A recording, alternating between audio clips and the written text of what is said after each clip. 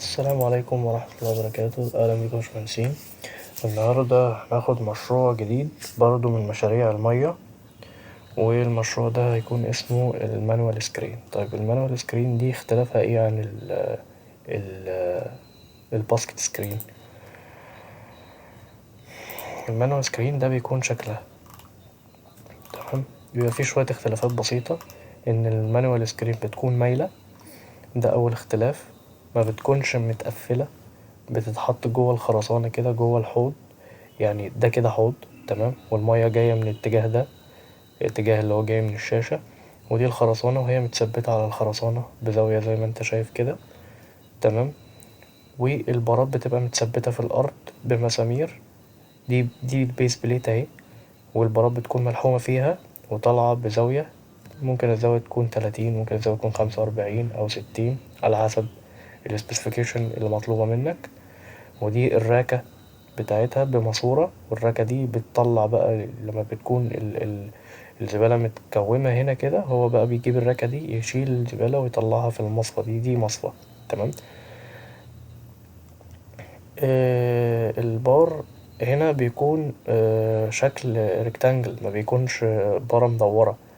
ده برضو فرق تاني بينها وبين الباسكت سكرين. فالباسكت سكرين ديزاين والمانوال سكرين ديزاين تاني خالص تمام. ده شكل من أشكال المانوال سكرين. ده شكل تاني برضو جاية مايلة، الدرجة دي تقريبا 60 درجة عن الأرض تمام. في هنا باك سبورت، تبقى سي، تبقى حرف سي يعني اللي هي الستاندرد.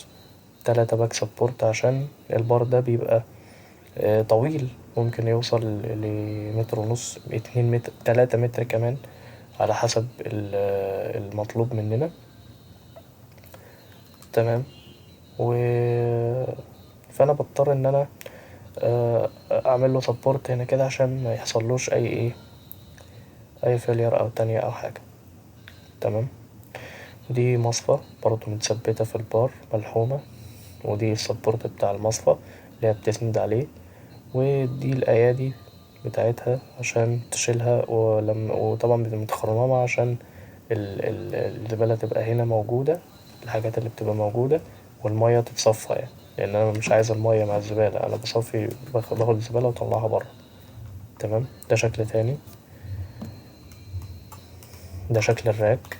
بص الراك عامل ازاي، بص الراك مسنن ازاي، عشان احنا باللغة الصناعية يقولك ما يدقرش جوه البار، ما يدقرش جوه يعني يتحشر يعني تمام. يبقى في انترفيرنس بين الراكة وبين البار، هو احنا مش عايزين ده، فاحنا بنصغر الراك على قد ما نقدر عشان ما يحصلش اللي هو بيتقال عليه ده.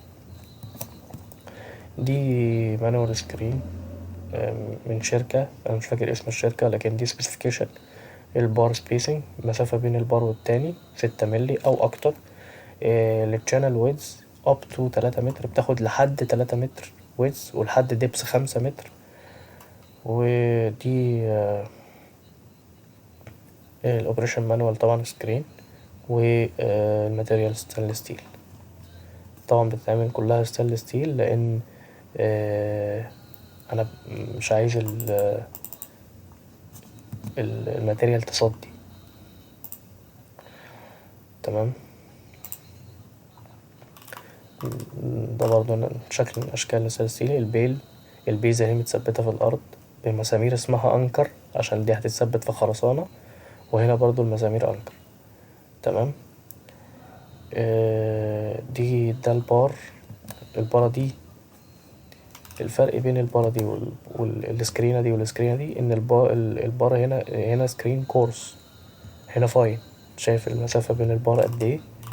بين البارة والبارة دي ضيقة جدا تمام، تقريبا نص سنتي. هنا هنا تقريبا 2 سنتي مسافة. فهنا السكريننج هنا كورس، السكريننج في هنا هيبقى فاين. وزي ما انت شايف بص المصفى عاملة ازاي،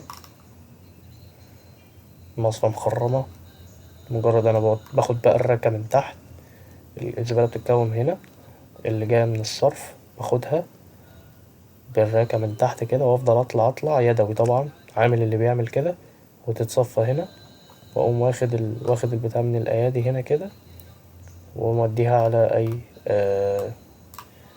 محطة معالجة للقمامة يعني.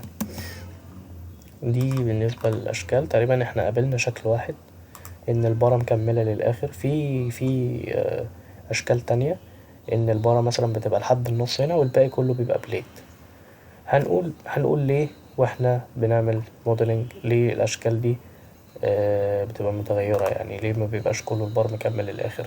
ساعات في ناس بتقسم البارة لحد هنا كده وتبقى مكمل بليت 3 ملي 4 ملي على حسب الاحتياج يعني.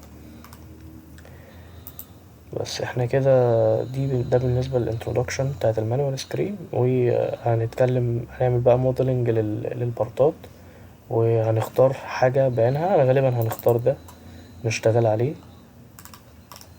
بس هنغير فيه شوية حاجات، مش هيبقى كل التفاصيل دي احنا هنعملها، هنغير فيها شوية حاجات.